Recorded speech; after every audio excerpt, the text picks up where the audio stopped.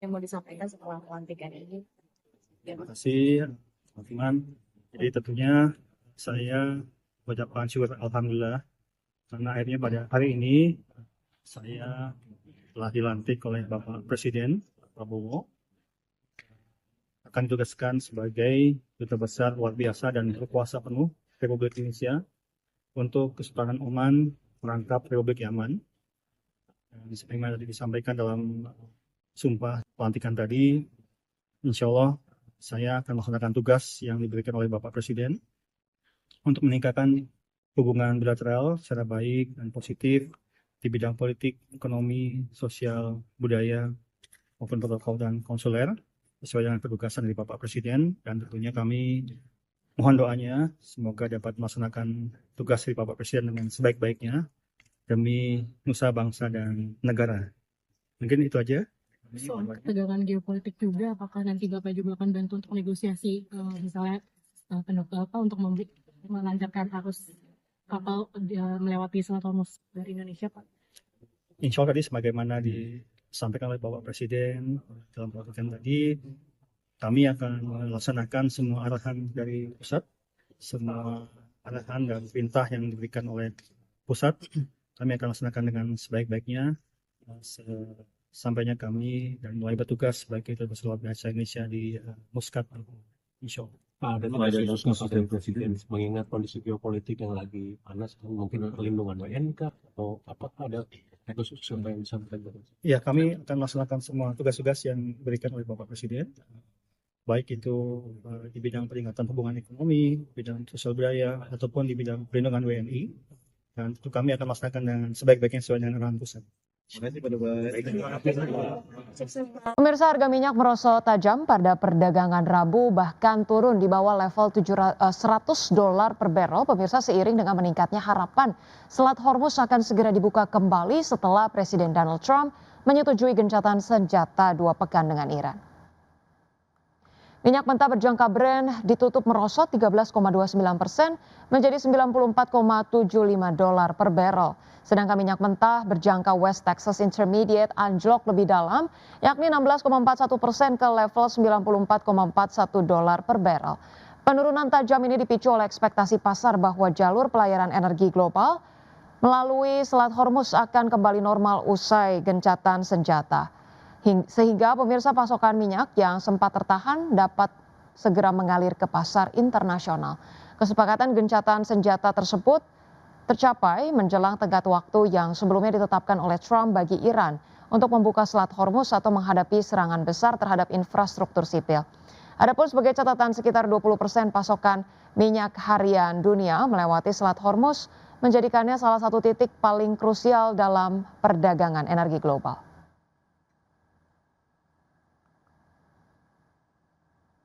Ya, pemirsa, selanjutnya dari bursa global, bursa ekuitas Wall Street menguat tajam pada perdagangan Rabu setelah tercapainya gencatan senjata 2 pekan antara Amerika Serikat dan Iran memicu lonjakan sentimen investor.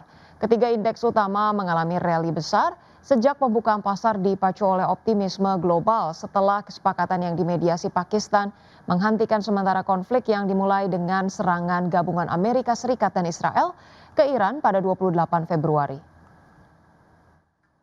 Ya, baik pemirsa, kami hadirkan informasinya. Pada perdagangan Rabu, indeks Dow Jones Industrial Average ditutup melambung 2,85% ke level 47.909. Kemudian indeks S&P 500 melesat 2,51% ke posisi 6.782 dan indeks Nasdaq Composite naik 2,8% ke level 22.634. Sementara itu pemirsa, bursa ekuitas Eropa melesat setelah Presiden Donald Trump menyetujui gencatan senjata selama 2 pekan dengan Iran. Karena investor optimistis jalur perdagangan energi melalui Selat Hormuz segera kembali normal. Kami update informasinya pemirsa, indeks Stock 600 ditutup melambung pemirsa 3,88%. Kemudian ditutup indeks Jerman naik 5,06% ke posisi 24.080.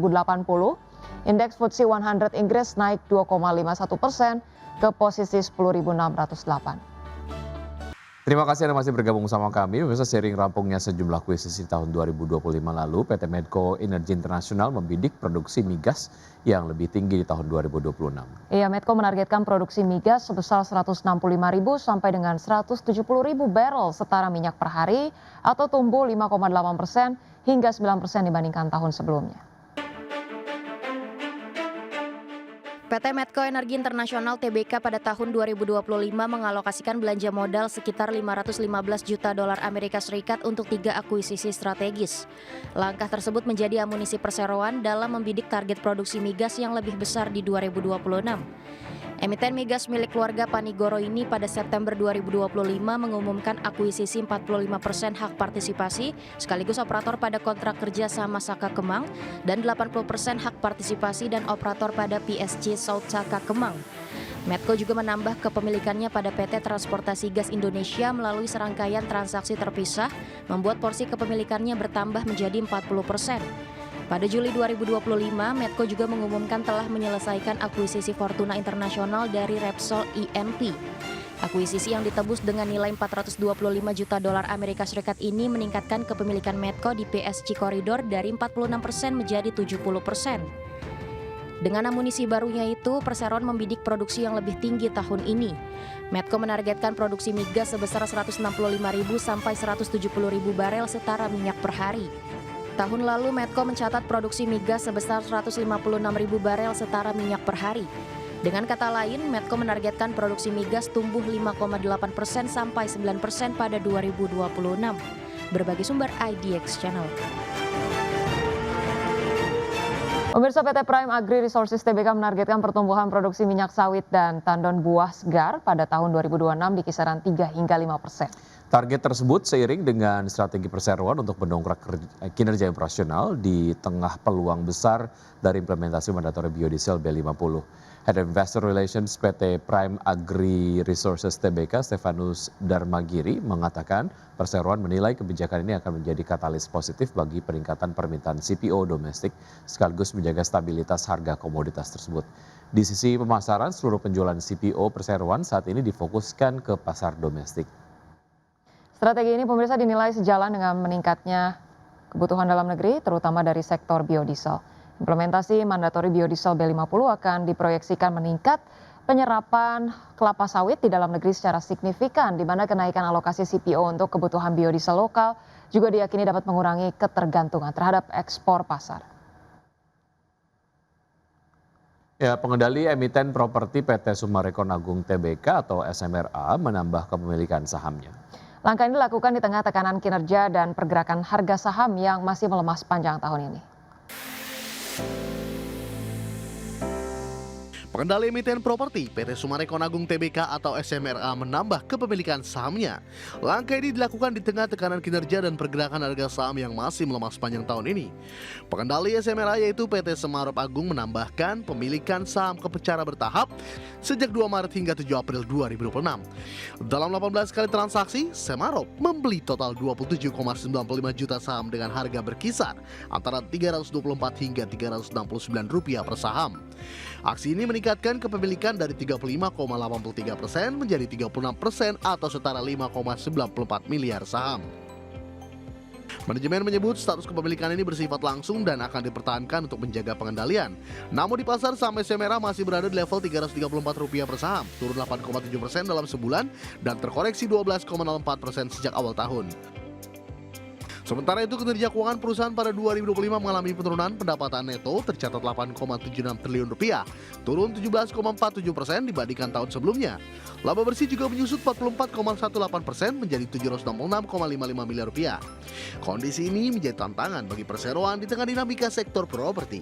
Berbagai sumber IDX Channel. Pemirsa, FTSE Russell resmi mempertahankan status pasar modal Indonesia di secondary emerging market, di mana FTSE Russell juga belum mempertimbangkan Indonesia untuk dimasukkan ke dalam watchlist dan akan terus memantau perkembangan reformasi serta berinteraksi dengan pelaku pasar. FTSE Russell menegaskan saat ini masih mencermati implementasi berbagai langkah reformasi yang tengah dijalankan di pasar modal Indonesia. Langkah pemantauan ini dilakukan setelah FTSE Russell menunda peninjauan indeks Indonesia di Maret 2026. Sejak saat itu, evaluasi difokuskan ke efektivitas kebijakan yang telah diluncurkan otoritas dalam respons sejumlah catatan terkait kualitas data dan keterbukaan informasi. Sejumlah inisiatif yang telah diperkenalkan diantaranya peningkatan keterbukaan pemegang saham, perluasan klasifikasi investor, penerapan batas minimum free float, serta penguatan sistem pengawasan pasar. Reformasi ini diharapkan dapat memperbaiki keandalan data serta meningkatkan kepercayaan investor. FTSE Russell menegaskan akan terus berkoordinasi dengan pelaku pasar untuk menghimpun masukan atas implementasi kebijakan tersebut. Hasil pemantauan ini akan menjadi salah satu dasar dalam menentukan perlakuan terhadap sekuritas Indonesia pada peninjauan indeks berikutnya. Berikut poin-poin utama dari pengumuman FTSE Russell terkait Indonesia status tetap. Indonesia masih berada pada kategori secondary emerging market, sehingga FTSE Russell belum mempertimbangkan Indonesia untuk dimasukkan ke dalam daftar pemantauan. FTSE Russell terus memonitor reformasi integritas pasar modal Indonesia. Penilaian difokuskan ke peningkatan transparansi, integritas, dan tata kelola pasar. Evaluasi dilakukan setelah penundaan indeks review Indonesia di Maret 2026. Menjawab isu transparansi dan keandalan data yang sebelumnya disorot, FTSE Russell akan terus berdialog dengan investor dan pelaku pasar untuk mendapatkan masukan. Keputusan lanjutan akan diumumkan menjelang indeks review Juni 2026. Basis keputusan akan mempertimbangkan progres implementasi reformasi dan umpan balik dari pemangku kepentingan. Sementara itu, analis saham dalam publikasi riset tim analis Lotus Andalan Sekuritas mengatakan rumor yang berkembang bursa saham Indonesia terancam dikeluarkan dari kategori secondary emerging market oleh FTSE Russell dibantah dengan fakta terbaru. Sebuah indikator penting bahwa tidak ada proses downgrade yang sedang berjalan. Dari berbagai sumber untuk ADX Channel. Pemirsa, arus keluar dana asing dari pasar negara berkembang atau emerging markets melonjak tajam pada Maret 2026 mencapai 70,3 miliar dolar Amerika. Meski demikian, Institute of International Finance menilai tekanan outflow pada Maret belum mencerminkan krisis pendanaan secara menyeluruh dan menyebut kondisi ini sebagai periode risk off yang terkonsentrasi. Arus keluar dana asing dari pasar negara berkembang atau emerging markets melonjak tajam pada Maret 2026 mencapai 70,3 miliar US dollar atau terbesar sejak gejolak pasar pada awal pandemi 2020. Melansir Reuters, data dari Institute of International Finance (IIF) menunjukkan tekanan terbesar berasal dari aksi jual di pasar saham terutama di kawasan Asia. Selain itu, investor juga menarik dana dari instrumen pendapatan tetap. IIF menyebut kondisi ini sebagai pembalikan tajam dari arus masuk dana yang sangat besar pada Januari dan masih positif pada Februari. Perubahan ini mencerminkan pergeseran rezim akibat guncangan geopolitik besar, khususnya konflik Iran yang pecah sejak akhir Februari. Secara rinci, arus keluar dari saham negara berkembang mencapai 56 miliar US dollar, terbesar dalam setidaknya 2 dekade terakhir. Laporan tersebut menunjukkan bahwa Asia menjadi pusat tekanan terbesar. Kawasan emerging Asia menyerap hampir seluruh pembalikan arus dana di pasar saham setelah sebelumnya menikmati aliran dana masuk yang kuat di awal tahun. Ekonom senior IIF Jonathan Fortune menilai kondisi ini mencerminkan kerentanan Asia terhadap lonjakan harga minyak serta penyesuaian portofolio berbasis saham teknologi. Meski demikian, Fortune menilai tekanan pada Maret belum mencerminkan krisis pendanaan secara menyeluruh di seluruh aset negara berkembang.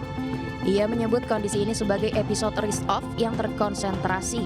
Berbagai sumber IDX Channel.